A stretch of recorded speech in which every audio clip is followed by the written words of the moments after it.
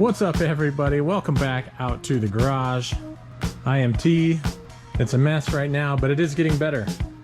I've done some organizing. I have another shelf. I pulled that out of my house garage and filled it back up out here.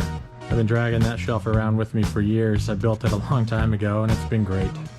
We are out in the garage. We have something special to work on today, but first, the propane accessories need some propane. And since I'm out of propane, well, I guess I'm technically not, because the grill had a can left in it. So I sent Riley out to get the propane. Since it's snowing outside, I thought it was better that he go out there and get it. Because this just isn't cutting it. Did you turn the bottle on? Yeah. Oh, he did. Good. Gotta be smarter than the average pro. Yeah, you had it right. You gotta hold that in. Push that in and light it and keep holding the thing for a minute. Okay, so push the button. We almost blew the garage up. Yeah. Are you confused? Okay. Let's try this. Hold button, hit igniter. Keep button held for a moment, otherwise it will shut off. By now it should be good. We're gonna leave that on high for a few minutes till it takes the edge off, because it's, shall we say, frosty in here. You remember this one, at least if you've watched any of my videos. If you haven't, welcome to the channel. This is my 1968 Dodge Charger. You may know by now that we've neglected this car for a few months. We had it running during the summer, but on its maiden voyage coming home, it decided it didn't want to run very well. Well, I got it in the garage, and that was the last time it actually ran. The neglect stops today, but we have parts. We're gonna do a full tune-up on this thing. We got some spark plug wires, new cap, new rotor, some new NGKs. So that's what we're gonna do. We're gonna start pulling parts and getting ready to put some new ignition components back in it. Step 1, remove spark plugs and plug wires. Check. Plugs are out. They look pretty cruddy. Look like it was a little bit fat. I would definitely say they're fouled at this point, but they're out. Oh, he's learning how to use a Phillips head screwdriver for the first time. Yeah. How many years of auto shop in high school did you have? All of them? Yeah. Did you take 3? I took 3, and then in my senior year I had 4 classes. 3 years of auto. Year 3, multiple periods of time in the shop. I would hope I could have sent Riley out to just do this job. Do you think I could have? Should I have? No. No? Why? Why not? So you're saying you're learning more now? Yes. I mean, So, I learned quite a bit. good. Yeah. That's good. We are hoping to teach Riley a few more things. And the main reason Riley's out here helping me is because he wants to drive this car. And he wants to drive it on the racetrack. And more specifically, he wants to race this at muscle cars at the strip. It's end of January. We've got a shade under 2 months to be ready. He's ready. He's jumping on it. This is an MSD Pro billet distributor. The rotor is keyed to go onto the mech here, and this is the advanced mechanism. So there's a round and a square plug, and we're going to put the square plug in the square hole and the round plug in the round hole. Okay, we are clocked. This came with new fasteners. Might as well use them.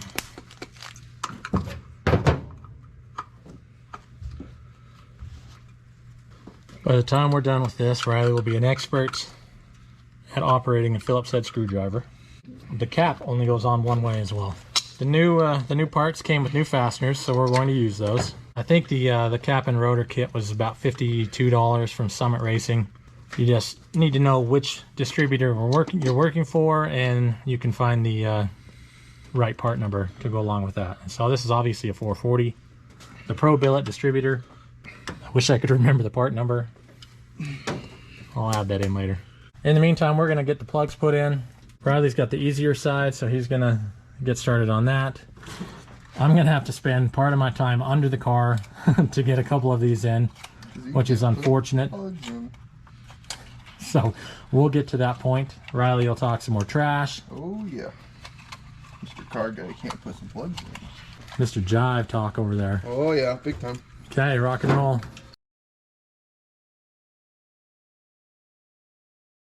Did I get some crap on my face? No. No. Okay, good. My face touched the K-member when I was coming out. So I had to confirm myself with the camera because I'm not sure Riley would have said yeah. Nope. He would have let me walk around like that all day.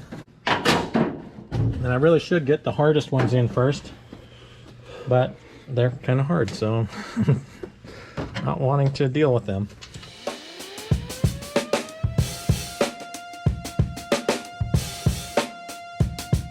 Couldn't get the ratchet in with the socket. So that's the beauty of the end of a spark plug socket. An end, a combination wrench, an end wrench can slip over the end of it. Spark plugs are in. We're gonna open this box of plug wires. They're kind of a cut to fit set here. In case you're wondering, MSD part number 31239. This is a 90-degree on an HEI caps. I'm gonna start with the longest two, and they're gonna be my number 5 and 7.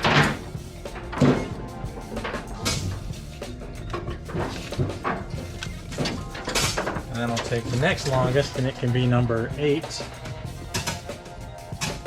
And obviously we're going to double check these before we do any cutting to make sure they do reach and run a good path. Yeah, it's not good when you can see your breath in the shop. I don't think that heater's doing much. Probably pretty good right where the heater's at. It's because the heater's off. We're out of propane.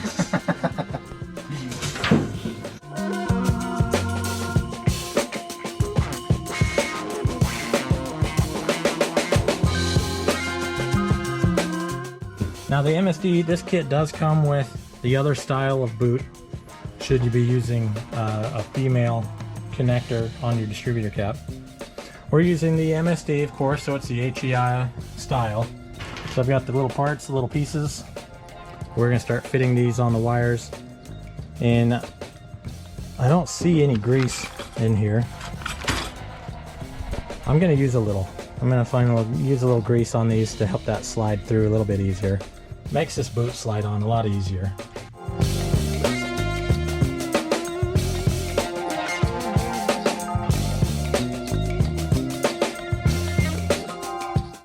That's 8 wires booted.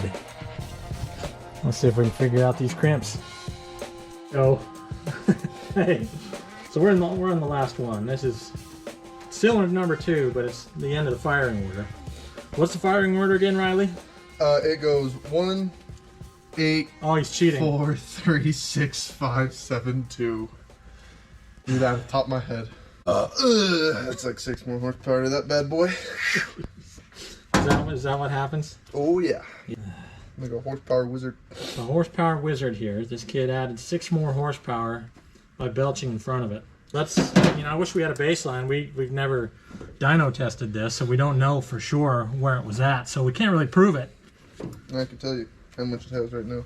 Yeah? Are you that good? Oh yeah. I mean, you've been doing this for a while, I guess, huh? Just looking at it, I can tell you how much horsepower this thing makes. Oh, really? How many horsepower does it have? It makes at least 2 horsepower. At least 2. So let us hope that this freaking behemoth makes at least 2 horsepower. I have faith. I have faith. I can guarantee that it does a little bit better than that. This is a 440. I don't know exactly what's in it. I got the engine, without a spec sheet. It probably makes a little bit better than the factory 440 that would have come in this car, which was 375 horse. So let us hope that it makes at least 375 plus your 6 that you belched. So 381 horsepower. Mm-hmm. Do you do this to everybody? You add horsepower to everybody's cars? Oh yeah, I'm the horsepower guy. I told you, I'm the wizard. How'd this get started? Huh? when I was at school. When I was in school, there was a lot of the kids who were new to the class. I would mess with them, and anytime I do anything, I would just say, "Oh, that added like at least 5 or 6 horsepower." And a couple of them just kind of got mad because I did it constantly to them. Constantly? Yep. So you were annoying? Well, they were new. They were new. Sophomores. So they deserve it. So Riley's that guy that'll bust your balls for no reason. No, keeps you in line. He likes to keep people in line and keep people humble. Okay. That's me. Fair enough. Do you guys have somebody in your lives like that? I'm that guy. This is that guy for me. I'm that guy. I'm going to do the coil wire here real quick, and then we'll see where we're at. The plug wires are all built. Next step will be to get some wire separators and organize those a little bit better. Well, we're at the next step, guys.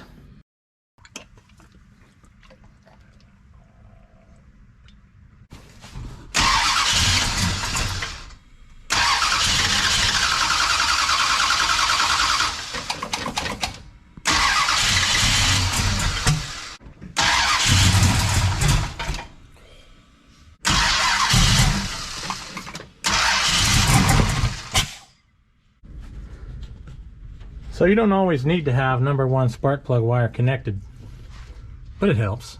We took the #1 spark plug wire off. We actually had the battery tray and everything out so we could put that stupid torque strap in.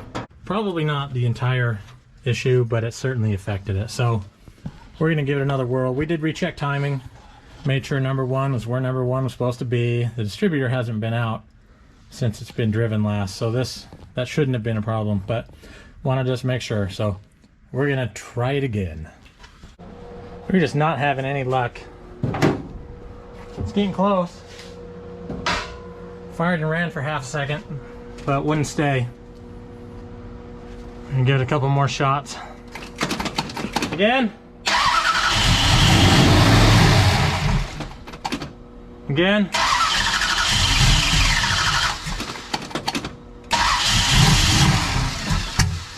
Back to the drawing board a little bit, I guess. Well, it got serious, guys. I kind of feel like there's a stupid vacuum leak somewhere. So I'm gonna start with the intake gasket. You know, this engine had been put together a long time ago. And who knows, I think it's worth a shot, even if just for a little peace of mind.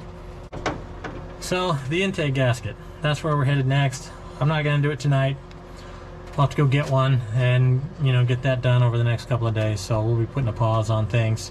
We're gonna start here and move on up. See if we can't sort it out. Here's the valley pan gasket I pulled off of it.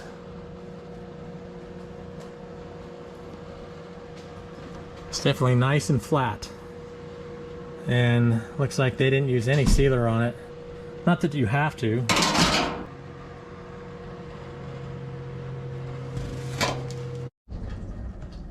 Well, gang, we're back. It's been a week for me, but it's been mere seconds for you. I had to wait on some parts, and I'm headed back out to the garage. And thanks to that groundhog, we got 6 more weeks of this. We've got some new propane accessories. We've got some parts. I'm gonna throw that can in the heater here in a second. Just had to check the temp. Looks like we're a brisk 36 degrees in the shop, so yeah, let's warm it up just a little bit. Well, the heat is on. The heat is on.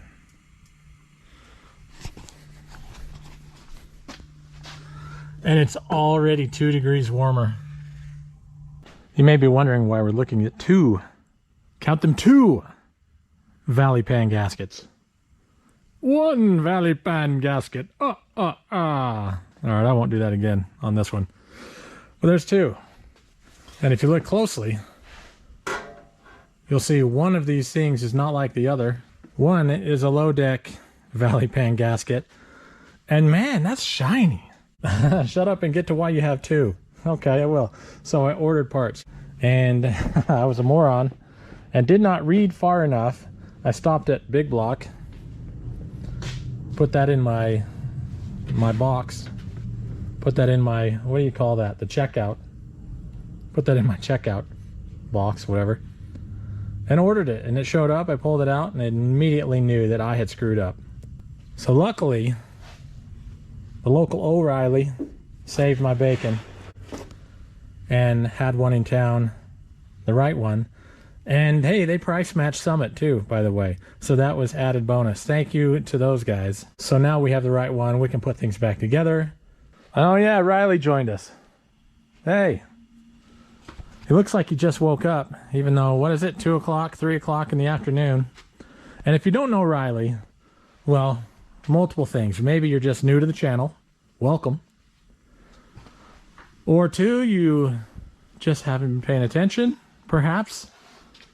Or three, maybe you just missed the Daryl the Duster video, or the brief moments where he's been in some of the other Charger videos.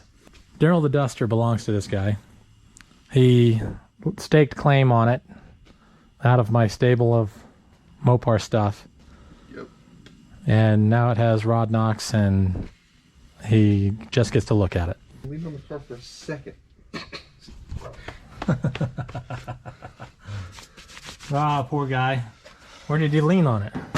Over there, in the back. Yeah, there's a lot of dust on the car. Riley leaned up against it. It got his nice Halloween classic hoodie all messed up. Nice. Yeah. Looks like it's already messed up, you know, torn pockets and whatnot. So it's a shop hoodie now. Let's clean these surfaces. So I've cleaned these surfaces. Basically what I do is I've taken a can of brake parts cleaner, sprayed it onto this cloth liberally, and then wipe it across the gasket surfaces.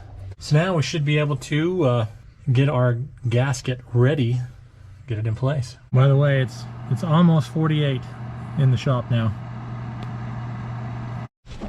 New valley pan in place, RTV applied, just a light skim coat, and we've also brake clean wiped the intake manifold surface. I'm sure I'm not the only one that leaves fasteners on the cowl here, but sometimes stuff falls through.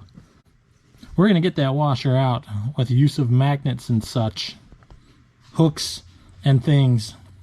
You just wait. This is lots of fun. Come on, little buddy.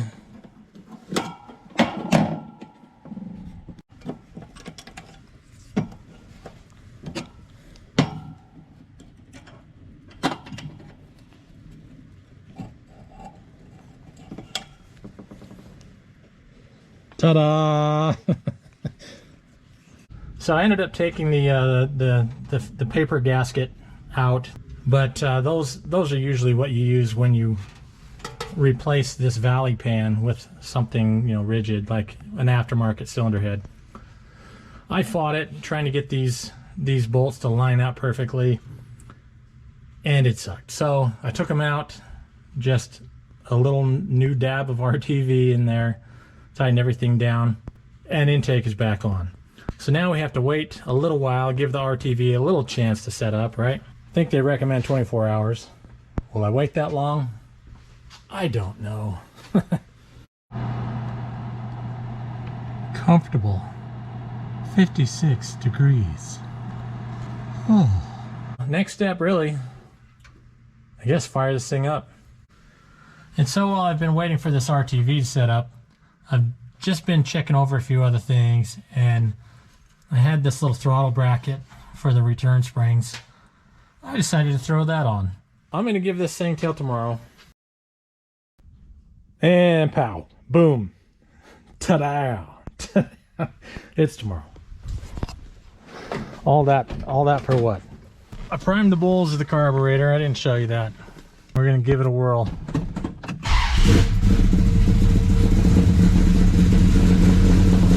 Woohoo!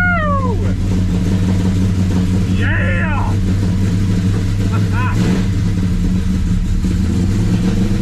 Got oil pressure. Unless the fuel pump starts picking anything up, we're probably going to run out pretty quick. Like about now.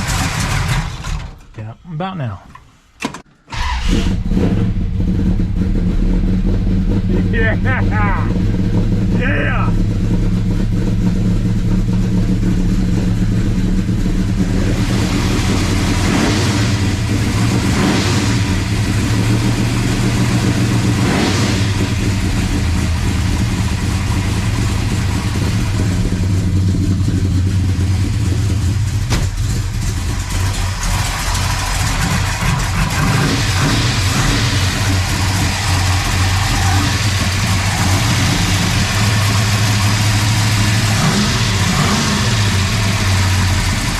got a beautiful 60 pounds of oil pressure.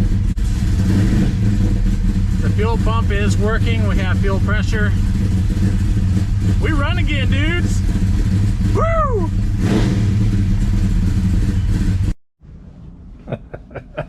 If you can't tell, I'm giddy as a schoolgirl, guys. That was it. We had a vacuum leak. Next step will be test drive, but that's next. We'll do our best to clear things out and take it for a spin.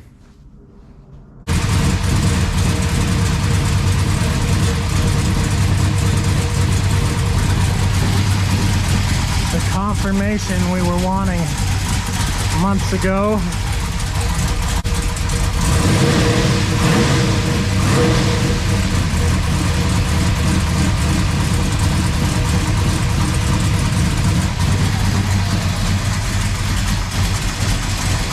Oh yeah, dude, she's alive. She's alive and kicking. We still got a driver. That's not happening right now. After there's none of that stuff on the road, we'll go give her a burn.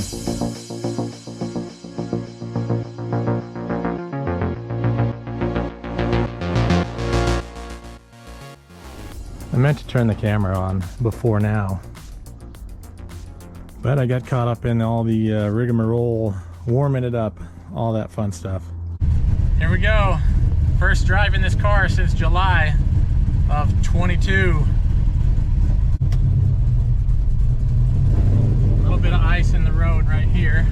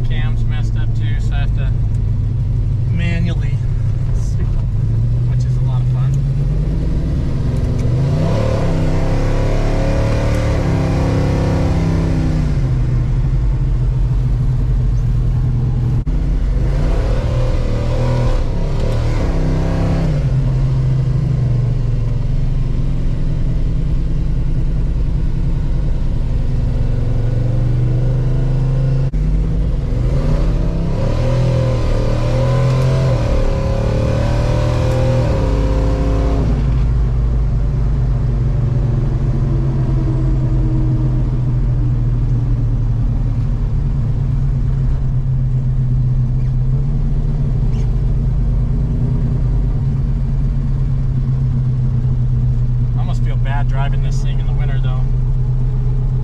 At least the streets are dry.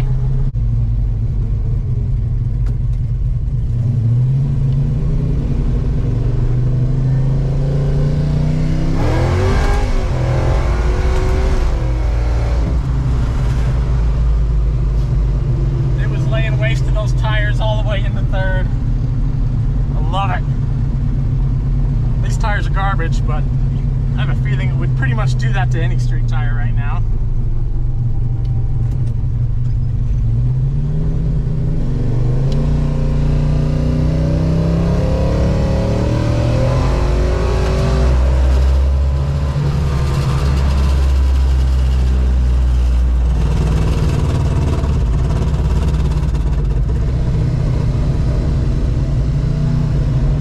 Got some nice vibrations. That.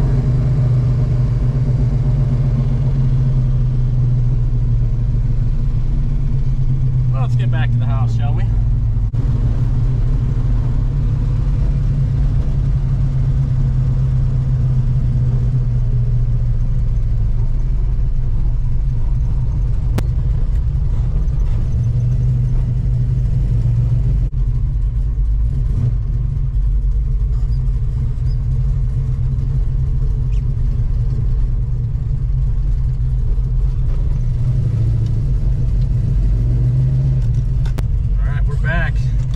to go clean the garage mess up, and then we'll probably bring it back in and jack it up and see what's going on underneath, make sure everything's tight. I guess that's a success. It runs, it drives, it shifts through all 3 gears, and it lays waste to 25-year-old tires. So I think we'll wrap this one up. Still more to do. Matt's is coming up in about probably 5 weeks or so from now. It doesn't feel like it's quite there yet, so more to do, but we'll get after it. Thanks for watching, and we'll see you on the next one. I had fun. Thanks to Mrs. T for the camera work too.